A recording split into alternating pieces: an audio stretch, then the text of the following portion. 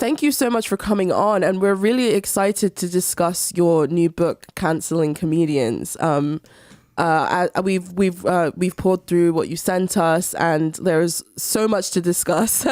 We've all taken like some notes and things, and obviously the reason we were excited to have you on in the first place is because it's about a subject matter that we talk about quite frequently. And it's also something that we've all somewhat had experience with as well, being public figures on the online left. So it's something that all of us are comedians. Obviously. all of us are professional touring comedians. Well, in terms of public ire, we've definitely been subject to that in certain cases. And I know that you also did mention people like ContraPoints and other figures in terms of like the academic and activist left as well, having experienced this phenomenon. What prompted you to write this book? What was the inspiration that sort of led you to make this book? Yeah, so I think probably most immediately just like a series of incredibly annoying Twitter interactions, that kind of... That's how it all starts. Yeah, well, no, it is. So, I mean, I'd been talking to Doug Lane, my editor at Zero Books, about different projects that I could do after Give Them an Argument. And, we'd gone through some and kind of figured out something else that I was going to do instead of this that we were, happy with. But then, like, I think there was just one night when I was just incredibly pissed off, at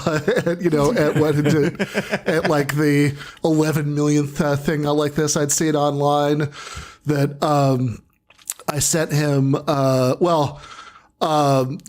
full title of the book is Canceling Comedians While the World Burns, and there's and then we keep going back and forth about the subtitle. Not sure about that yet, but it's going to be something like Why We Need a Smarter, Kinder, and More Strategic Left. And I think that just like reflected how annoyed I was that night, when I sent him the idea. But it's something that like inevitably, I've spent, I've spent more and more time thinking about, in some cases, because of stuff that, that I've experienced, where, I've said something that's, that I thought was pretty innocuous on Twitter and, maybe look, for the sake of argument, let's say I was 100% wrong about all of it, right? These are bad takes. I'm sure I've said lots of stupid things in my life. I'll say lots more stupid things, in the future. And like a perfectly reasonable response to that would be like, yeah, I don't know, Ben. I think that's a bad take. Like here's why, right? Like, yeah. But that's not how people do these things. And I think that people notice, right? So like one of my biggest concerns about all of this, it's not necessarily that, that people, anybody who's had this happen to them, is a martyr or anything like that, because that gets you into the kind of discussion that all too often this sort of dead end this gets into. Where you use the phrase cancel culture or some variation of that, and inevitably a bunch of people, on the online left will say, no, hold on. Where's this cancel culture? Nobody gets canceled. What are you talking about? And because if you pay real close attention, what they mean is you're only canceled if you've lost your job and your loved ones and you're living out on the street, eating like scraps of food that you pick out of the trash, that like if that happens to you, destitute, then you're canceled. But like anything short of that, you're not canceled. It's an interesting phenomenon because the modes that we have to critique it are deeply inhibited by the fact that we are working in this sort of knee-jerk reaction pool. So even when you do critique it, you could be easily lumped in as a reactionary person, even though you're trying to sort of cause the left to self-reflect. Have you ever had any experience with that sort of thing?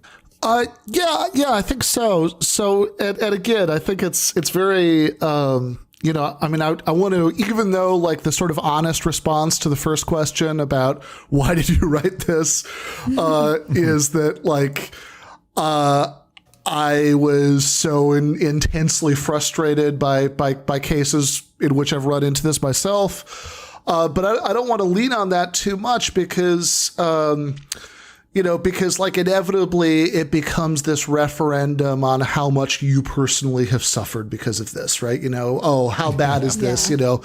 A few people yelled at you on the internet, boo-hoo, right? And I think that, which is why I try to emphasize not so much like, oh, here's how bad it is, for ContraPoints, for whoever, as although I do actually think it's bad, right? And I think that, like treating people in like horrible, emotionally toxic ways like this is a bad thing. And there's this obvious inconsistency in the views of people who, in every other context, totally prioritize subjective experience, right? You have no idea, Angie, how much it harms us to hear you enact violence through your erasure of soft boys or whatever, right? Like, in that sort of context, they're all about subjective experience, right? That like, to an extent. the words you use hurt.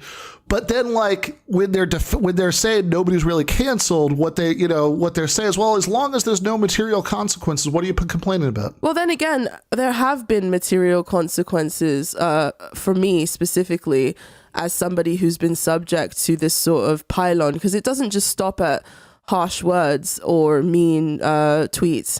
I've been doxxed and hacked.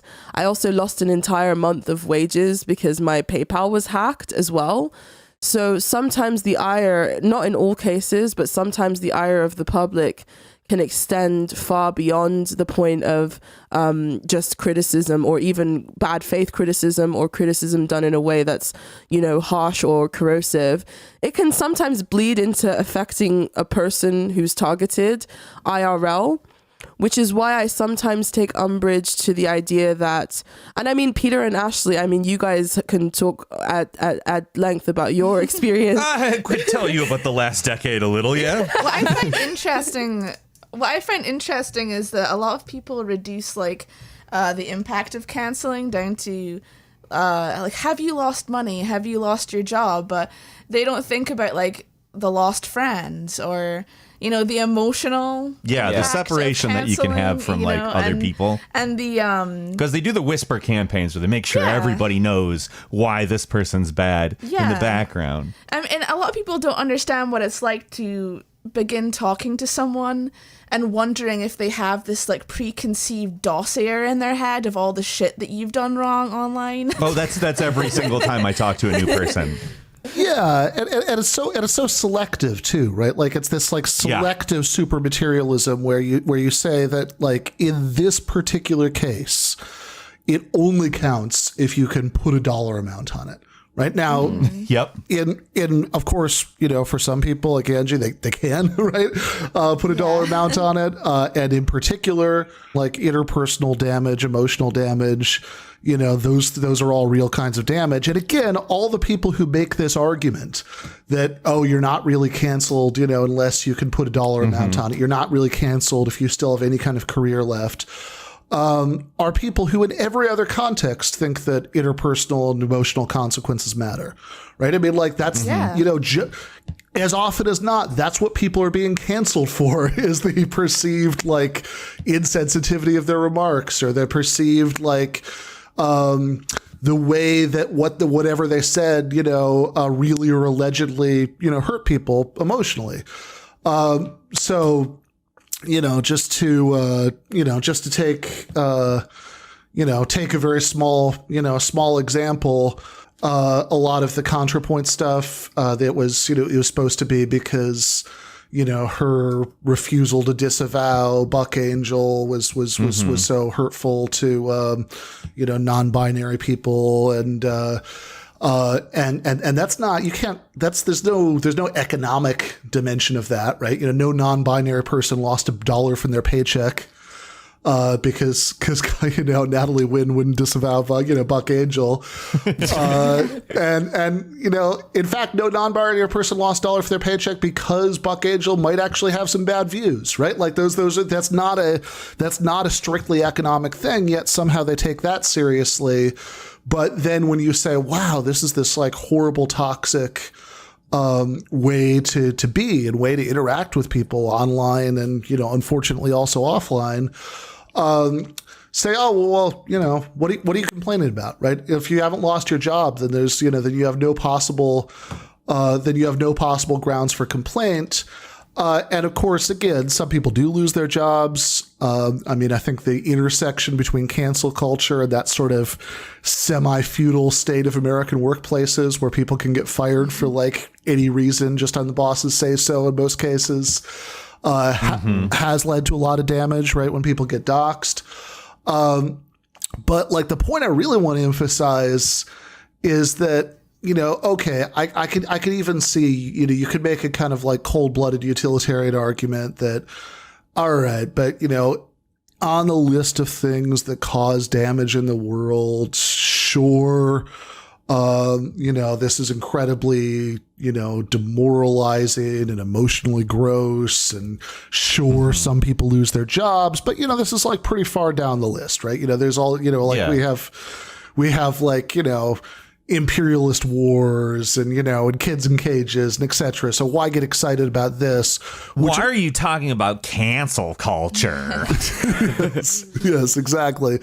And I think it's that's dumb on its own terms, right? We could have, it's like I don't know if any of you ever watched that movie Lady Bird a couple years ago. Yes, I love that movie. Yeah.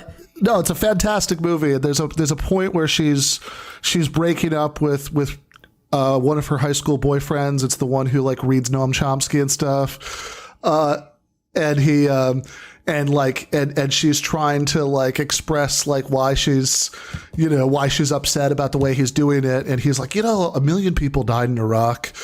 And, she says, more than one thing can be bad. Yeah, right? yeah, exactly. It's very possible for us to focus on like multiple different issues. But I guess the reason why I feel like this is pernicious and corrosive is because of how it affects our ability to like organize and build solidarity on the left. And I mean, that brings us into your first chapter, No Loud Noises, in which you evoke the memory of our dearly departed senpai, Mark Fisher, and his essay, Exiting the Vampire Castle. And, one of the key things that Mark Fisher kind of hammered home in that essay was how corrosive this mode is for the left and how it's sort of impeding any sort of real solidarity, which is integral to our progress, which is, I guess, why I do think it's so important for us to unpick this issue, especially because it's become the image of the left to the average person.